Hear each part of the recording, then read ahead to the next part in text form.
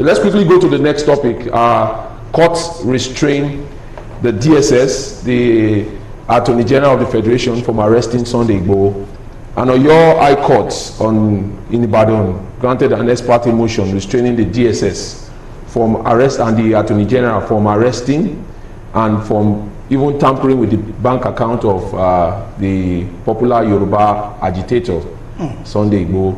I don't know if we look at the way these procedures or these processes are following. I think for 14 days now, they are not going to harass or touch them pending the time this is vacated. What's your opinion about this arrangement? Well, we haven't had the opportunity of reading the entire ruling with regards to that interim order that has been granted by the court. But just like you say, it's an interim order that's going to last maybe only 14 days. And if it is in the wisdom of the court to renew it, they might renew it. But when you look at extant laws of the land, our court hardly give that kind of an order. Because if it is seen in future that Sunday Igboho had committed an infraction and all that, a branch or an arm of government, you know, the executive, the legislator, and the judiciary. The judiciary is not supposed to tie the hand of the executive, in which the security people belong, from carrying out their responsibilities and duty when it comes to investigating crimes and what have you. So,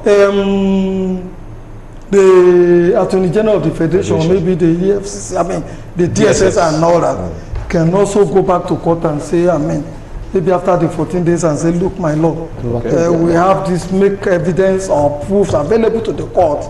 The reason why they would want to be given the opportunity or whatever to look into some of those his accounts and even probably arrest them if they're able to lay hands on him wherever that they may find it. Because very, very egregious allegations have been laid against him. Stockpiling of arms, murder, incitement, breach of public peace, and all. Even though you and I do know that some of those charges or some of those allegations are not appear to be very, very frivolous and bogus. Take, for example, the stockpiling of arms. The law is very, very clear. If you go to a man's house to make an arrest and then a search is a property and all that, you are supposed to identify yourself before you go in there. The person you go to his house to search will first search you and make sure that you don't have any incriminating thing in your pocket or on your body that you want to plant in his house. And then after he has satisfied himself, he allows you into the premise, and then you search. And after you search, you do an inventory of whatever it is found in there. The person who is alleged to be going to have those things, like the weapon, whatever, will sign. And then the people who have conducted the search and that will also sign.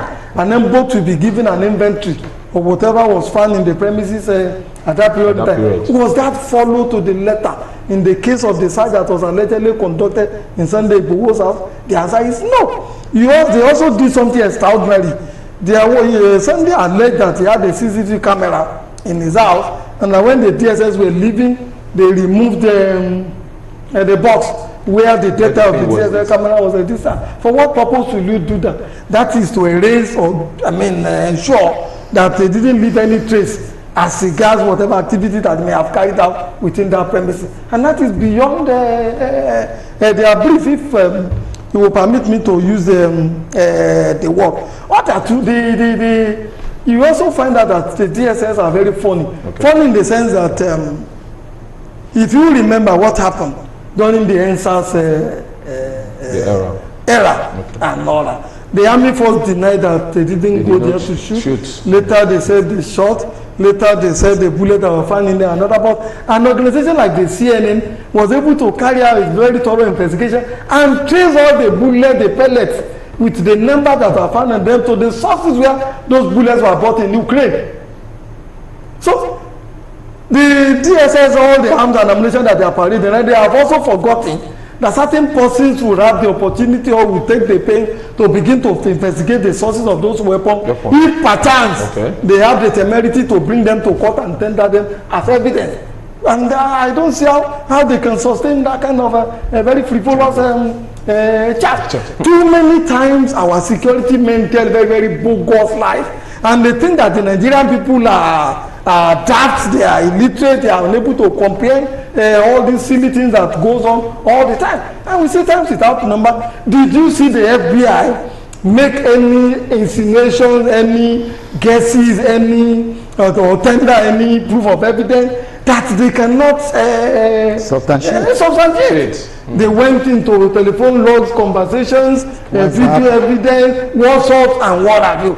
And it is those things that they think that they have the capacity to substantiate and that they are put before the defender. That is the way it should be done. But that is not the case in here. The police will go into the armory, bring out all manners of weapons, all manners of juju and all that, and put it in front of the suspect and say, look, this was what we discovered. It is a similar thing, the same thing that the DSS does. And then we should, as a nation, just like we have said in the other issues that we have tackled, that enough is enough with regards to all this deceit. Okay, Barrister Kabir. Yeah, my response is going to be very short in respect of that, because the law is fluid. Okay. If we go to jurisprudence very well, the order itself can be questioned. One, the agencies, the respondents are all federal agents. Okay. The Attorney General, the DSS, the whatever, not a few. Now, the question will arise: can a state high court grant an injunction to restrain them, the federal agency? You understand? I wanted to ask you, if they see Sunday Igboho today, do you think they will not arrest Sunday Igboho? They will arrest him. That is the issue. Okay. So sometimes the courts play into the hands of the politicians, because you don't allow somebody to use you. It is you first of all obey the law of the land, respect the law of the land, rather than listening to the directive of your client. Because I can tell you very well, in the case of Andy Uba, the Attorney General of Anambra State, I think about men 45 of Nigeria, but there is no court that has the jurisdiction to grant an order that the police should not arrest an accused person or a suspect. You are more or less granting the person a perpetual immunity, like we have in the case of a particular former governor in the South he dead. A perpetual injunction has been granted against the EFCC, and they have not set aside the order. EFCC was looking, they didn't do anything, and how can they now convince us that they are fighting corruption? So these are the issues. Here, when you talk about the injunction being granted by High Court, personally, I frown at it. I don't think it is proper. You should have gone to a federal high court, even if you want to ask for that. And those prayers are not a kind of grantable prayer, because they are at large. And the law is that the court does not grant, it does not act in vain. And it doesn't make an order at large. When there is no specific object against which you can enforce the law, you are saying somebody should not be arrested for committing no society of the world can never function without that. This is where I say some of we lawyers, we have fault.